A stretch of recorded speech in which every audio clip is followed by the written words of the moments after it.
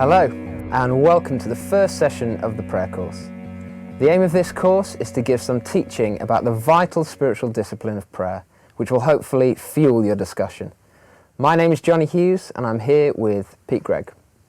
Pete is a pastor who accidentally became the founder and leader of the 24/7 prayer movement, which is an international, interdenominational movement of prayer, mission and justice. Pete also heads up prayer for HTB in London, which is the home of Alpha International. All in all, he couldn't be better qualified to teach us about prayer. Well, Pete, this is the first session of the prayer course, and in this session we're going to be looking at adoration. But before we get into that, I wondered if you might give us a little bit of the vision for the prayer course. The vision really is Jesus. The vision is to grow in relationship with him. And the way you grow in relationship with God is through prayer. It's the heart of Christianity. If I never talked to my wife, or never spent time with her, or never listened to her, then I wouldn't have much of a relationship with her, even though I'd have a marriage certificate. And in just the same way as we grow in prayer, we get to know God better. We come into his presence more and more. I think I used to think that prayer was just something that kind of got beamed down on super holy people, which is why I liked outsourcing it to others, because I found prayer so difficult. And the discovery I made was that actually prayer is something we can all get better at. We can all grow in it. And, you know, it's interesting to me that the one thing that the disciples ever really asked Jesus to teach them to do, because they realized this is the key to his rabbinic ministry, was to pray. This is Luke chapter 11, verses 1 and 2. One day Jesus was praying in a certain place. I find that mind-blowing in itself. Jesus, if anyone ever could have said, well, I don't need to pray, it was Jesus. But he prayed more than almost anyone. One day Jesus was praying in a certain place, and when he finished, one of his disciples said to him, Lord, teach us to pray. And Jesus responded overwhelmingly to that request by giving them the Lord's Prayer. And so when we come to Jesus and say, look, we find this difficult, would you teach us to pray? The disciples went on to have incredible prayer lives. They prayed over handkerchiefs and people got healed. They prayed for the sick. They saw people raised from the dead. They prayed for their persecutors. They prayed and rooms shook. But it begins at a point in time for each one of us when we just say, I need help with this. And we all find it difficult. There's a lovely story about the great prayer warrior, Teresa of Avila. And she once confessed that sometimes in her hour of prayer, she'd shake the hourglass to make the time go quicker. I think I've done that. Yeah, because she, you know, sometimes prayer is difficult, but when we ask Jesus for help, he will. So put very simply then, the aim of this course is to help people grow in their relationship with God. Yeah. By the end of 6 weeks, you will be better at hearing God's voice. You'll be experiencing more of his presence. You'll have processed some of your disappointments and struggles in prayers. And I think you'll even, I hope, be seeing more miracles because you'll be learning how to unlock the power of prayer. Sounds great. I am in. Brilliant. So it's good because it'd be lonely if yeah, if it'd be awkward, yeah. Well, why don't you give us some idea then about how the 6 sessions are going to break down? When you say to people prayer, everyone seems to have a different idea of what it means, but really there's lots of ways of praying. It's a little bit like a toolbox, and different tools do different things. This is, I assume, for hitting things with. I'm just guessing. You know, if you were trying to chop something with this, it wouldn't work.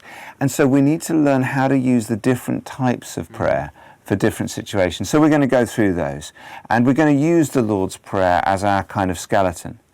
And so, for example, our Father in heaven, hallowed be your name. Well, we start with adoration. We'll look at that today. And then, your kingdom come, your will be done. That is intercession. And then, give us this day our daily bread. That's petition. That's also about listening to God, because his word is spiritual as well as physical. As deliver us from the evil one. That's spiritual warfare. So we're going to look at all sorts of different types of prayer. But as I say, today we're starting with adoration. So help me out with that. I mean, I like worshipping as much as the next person. But when it comes to prayer, what I tend to be doing is asking for stuff. Yes. Well, look, obviously, if you're in an aeroplane and it's hurtling towards the ground, you don't have to put on a Hillsong track and put on a Tim Hughes baseball cap before you can scream help. That would just be weird. But when we're talking about developing a disciplined prayer life, our own personal quiet times or church prayer meetings, it's a good idea to start with adoration.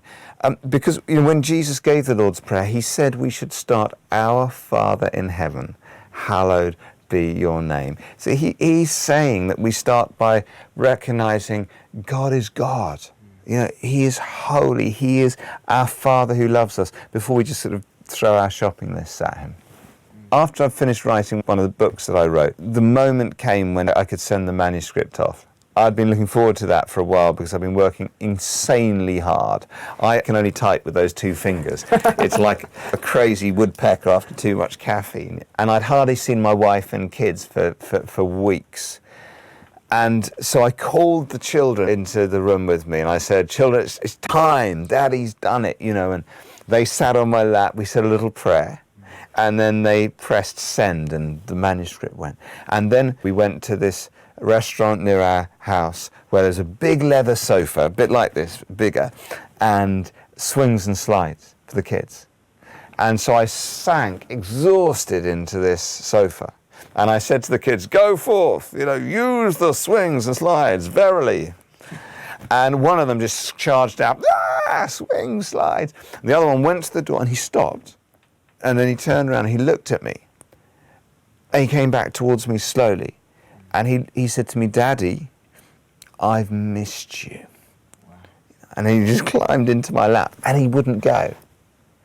And you have no idea how that ministered to my tired father's heart. And I didn't love him more than the other one at that moment. He didn't have to do it. It wouldn't have been wrong for him to go on and use the slides and swings. But he took an opportunity to give his time and his emotions to minister to me. And that, I think, is adoration. It's saying, in prayer, we're not just trying to get something out of God, we actually can minister to the heart of the Father. Wow. And I guess, like you say, you wouldn't have minded if you'd have just gone straight out with your other son to play on the swings. No, not at all. In the early days of the 24/7 prayer movement, I think we thought if we just pray as hard as we are for a bit longer, we're going to kind of flick some big heavenly switch and revival will break out. And then God sent us a godly man called John Dawson who said a very simple thing. He said, everybody prays. The difference when Christians pray is that they are climbing into the lap of their Heavenly Father.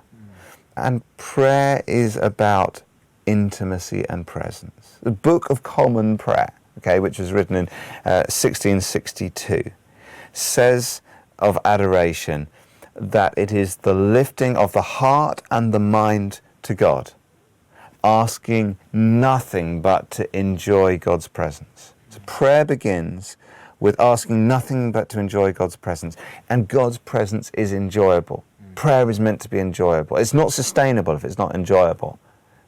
C.S. Lewis, who wrote the Narnia Chronicles, he said, in commanding us to glorify him, God is inviting us, get this, to enjoy him. I didn't marry Sammy as a child-raising strategy. Do you know what I mean? I married her because I loved her and I wanted to spend time with her. And the miraculous and messy byproduct of that intimacy is our kids. And in the same way, as we give ourselves to relationship with God, adoration, intimacy, presence, thanksgiving, there are miraculous and messy consequences we call answers to prayer, but it begins in relationship. I love those analogies, but I guess I'm trying to figure out what it looks like in practice. There was a moment where I remember it very clearly actually, I was walking down the street near my house and God spoke to me as clearly as I think he's ever spoken to me. It wasn't an audible voice, but it was so dramatic that I froze in the street. And what God said to me was, look at that tree. Right? So I like freeze and I'm staring at this tree like this is going to be my burning bush moment. The people in the street are thinking, weirdo, And I'm gazing at this tree and absolutely nothing happened. So after a bit I said, okay, Lord, I am looking at the tree. What happens now? And what I sensed God saying to me was, gee, you get so intense. Just like, I just thought it was a good tree. And so I find myself in the street saying, good job on the tree, Lord. Like, well done on the tree. Here's the deal. Your prayer life is at its best, not when you're praying the big prayers, but when you're praying the tiny prayers, the trivial prayers, the small prayers, where you're thanking God for trees. Or people say, should I pray for parking spaces? And as far as I'm concerned, you should. The reason being that then, if you get a parking space, you're going to thank God for a parking space, which is brilliant. It drives the atheists crazy, right? And they say, well, would you have got the parking space if you haven't prayed? I had no idea. That's heavyweight theology stuff. I just know if I pray for inevitable things like daily bread and the land where the supermarket's full of the stuff, then I'll get to thank God all the time. And there's one other thing on that, Johnny, which is this. The book of Genesis says that before there was any sin or sickness or suffering in the world, Adam and Eve walked and talked with God every day in the cool of the evening. And of course, one day there will be no more sin or sickness or suffering in the world, but we will still walk and talk with God. And I think for many of us, we wouldn't know what to talk to God about if there was no problems in the world, because all we ever talk to him about are things we need fixed. And actually, presumably Adam and Eve were just chatting about life, about, giraffes and elephants and whatever. And so I think we need to learn how to just talk with God about the trivia and about the things that are on our minds. And that is the heart of adoration. So adoration then, it's more of an attitude really than a strategy to manipulate God into doing what we want him to do. And yet here's the funny thing, that when we start with adoration, it contextualizes our prayer requests, our petitions in a really helpful way. Let me give an example. If you take a really sensible, simple prayer request, like, Lord, help me at work today. Okay. There's actually two ways of praying that one prayer.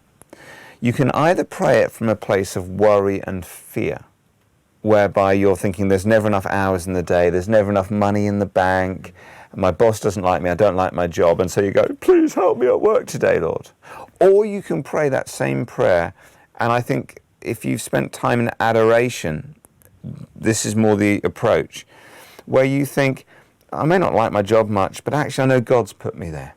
And I know he's in control, and I know he's prepared good works in advance for me to do. And I know that it's for the Father's glory that I bear much fruit. I know that he knows the plans he has for me, plans to prosper me and not to harm me, plans to give me hope and a future. And I know he loves me, and I know he makes all things work together for good. And so you come from this place of faith and hope and expectancy as you say, help me at work today.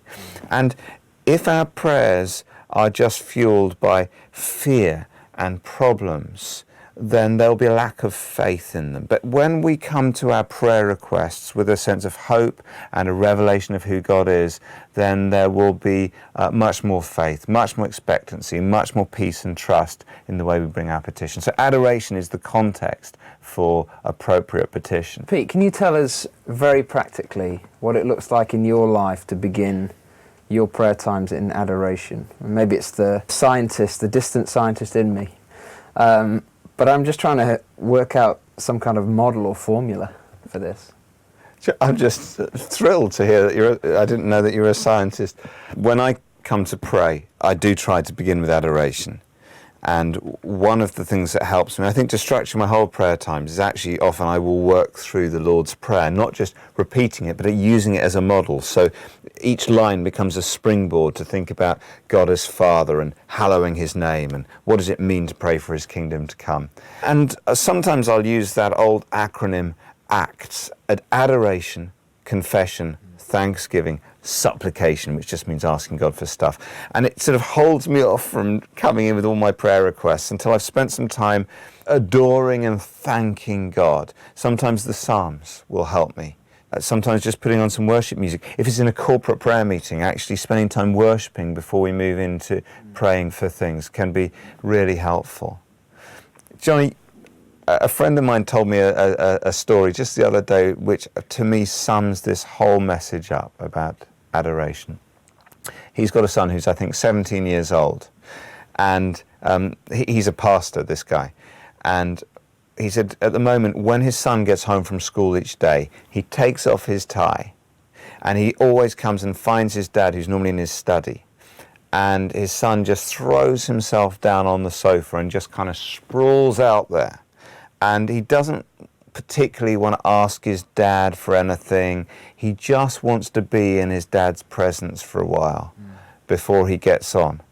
And my friend said it ministers so much to him. He loves so much that his son does that. Now, of course, later in the evening, he'll be saying, can I borrow the car keys? Or, you know, Dad, can you give me a hand with this? There's a place for petition, but it's also important that we learn how just to come into the presence of God and to be still and to enjoy his presence in that way. When we spend that time consciously in God's presence, in a way, that is the one time in our day when we don't pray. We tend to think, you know, if I spend half an hour there in the presence of God, that's it, done for the day, and then I can get on with my life. But what if the half hour, the hour we spend each day with the Bible, in prayer, in worship, is the time we recenter on Jesus, so that we can live the other 23 hours of our day praying in real time, more conscious of his presence, praying almost as a reflex reaction when we're watching TV or while we're at work. Because that's the aim, ultimately, is not just to have times of prayer each day, but to become a 24/7 prayer room, a place that is continually encountering God and enjoying God's presence, practicing the presence of Jesus 24 hours a day and 7 days a week. That's brilliant. Why don't we start by praying? Good idea. Our Father in heaven, hallowed be your name. Father, we thank you that we can enjoy your presence. We're sorry for the times that we just throw our shopping list at you without first coming before you. Thank you that you are Father and that you love us. Thank you that you make a space for us in your arms. Father, we pray that you would teach us the attitude of adoration. Lord, teach us to pray.